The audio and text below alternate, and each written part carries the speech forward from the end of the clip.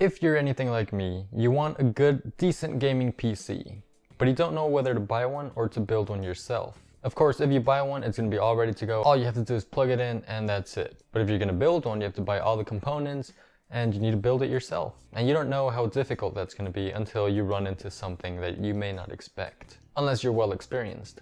I actually bought the computer behind me because I didn't have any experience in building a computer and I didn't know how. Now I realize that building a computer is pretty simple. So is it better to buy one already pre-built and ready to go, or build one yourself? In this video we're going to check out a pre-built PC and how much that costs and the benefits you get with it, with the benefits and costs of building a computer yourself. So please make sure to leave a like, a comment down below, and consider subscribing. Help each other out in the comment section. I also read them, so I'll respond and give my input, but I could also use some tips from you guys. Alright, let's get to it. Okay, so hopping into Amazon here, we're just gonna look for a decent gaming PC, something with like an i5 and a GTX 1060 or something like that. Okay, I found this one from iBuyPower. iBuyPower is kind of like CyberPowePC, but so far from what I could see, I'm getting the sense that you're paying a little more than you should with this one. We're gonna check this one out and see how much it would cost if we build it. Actually, before we do that, let's go on in the CyberPowePC website. This isn't Amazon, it's at the actual CyberPowePC website, and we're gonna build that computer, we're gonna replicate it. As I'm building the CyberPowePC one, right here you can see that there's a free upgrade to the 8350K once you get the 8400.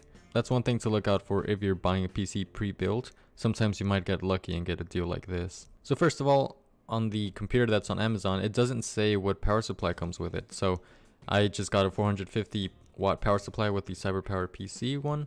And then if you look closely here in the pictures, look at the CPU cooler. It's just the standard Intel one. So, I mean, if they're charging $900 for that, and it's not even the 8600K or, a better processor. Many times these computers, they look good, like if you just look at the pictures and you don't really know what you're looking for, kind of like how I was last year, then you would think that, this looks pretty good. But once you get to know more about computers, then you're gonna realize that this isn't really that good. They cheaped out on a lot of things. What's good about the CyberPowePC website is that you could actually choose everything you want, but as you can see, it also came out to a little more money. So you're also paying for the labor. They still have to build your computer.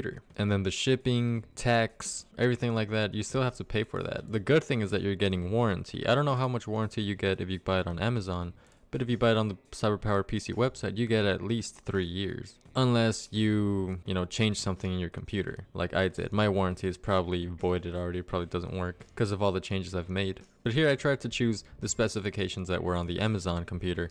But again, even the motherboard doesn't say which one comes with it. It doesn't say which GTX 1060. There's a whole bunch of them, but I'm pretty sure they're all kind of the same. It is a 3 gig variant though. And here in the CyberPowePC website, if you choose the i5 8400, for a limited time you get the 8350K for free. Actually, when I bought my computer, I paid for the 1060, but I got the 1070 for the same price because there was a deal going on. So that's a good thing. But when you think about it, you're kind of still paying for it because you're paying a little more than what you would if you were just build it yourself. So now we're going to go to PC Part Picker and we're going to build ourselves a computer here. This is how much it would cost if you get all the components separately. You look for deals and you try to save as much money as you can.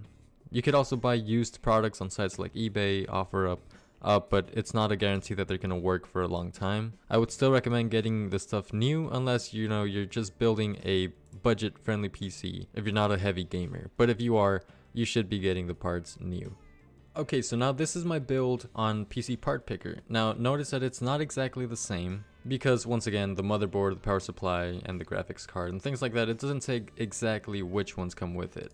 And like I said, it's normally with the CPU cooler, the power supply, and the motherboard and other parts like that where they cheap out because they don't tell you what it is. You don't find out until you get it in the mail.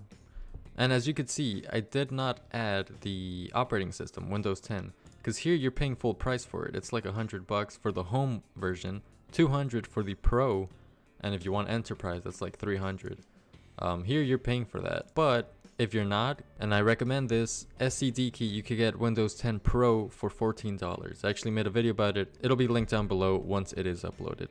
But here, $719. With the Windows 10 Pro from SCD key, that's like $735. Even if you pay tax for all of these, that's like let's say 10%, that's around $800, maybe a little bit less.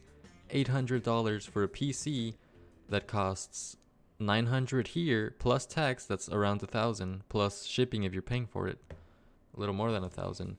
$1,142 plus tax, that's like $1,200 something, almost $1,300 plus shipping, and you're getting the same system. You could even upgrade your processor here. You could get better memory. You could upgrade to the 10. Let's see how much it would be if you upgrade to the 6 gig variant of the 1060. Let's see, with the 6 gig variant of the 1060, where is it? Right here, 6 gig. It's $774. You're still paying a lot less. You're saving a lot of money than buying it pre-built. And keep in mind, well, actually, graphics card prices have come down to pretty much normal, how they should be. But memory prices are still a little expensive, I believe. But little upgrades like that you can do and still save money if you're building it. And it's not that hard to build a computer. Just watch a couple tutorials on YouTube. It's really easy. All you need is a screwdriver and that's it. Here you could upgrade even the SSD to like a 250 gig one, so you could store some games on it. You could get a more capable motherboard, faster RAM. I chose this case, NZXT.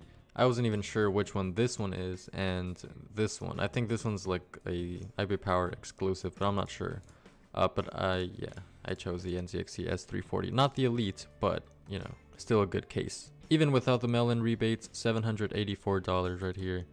You're saving a lot of money.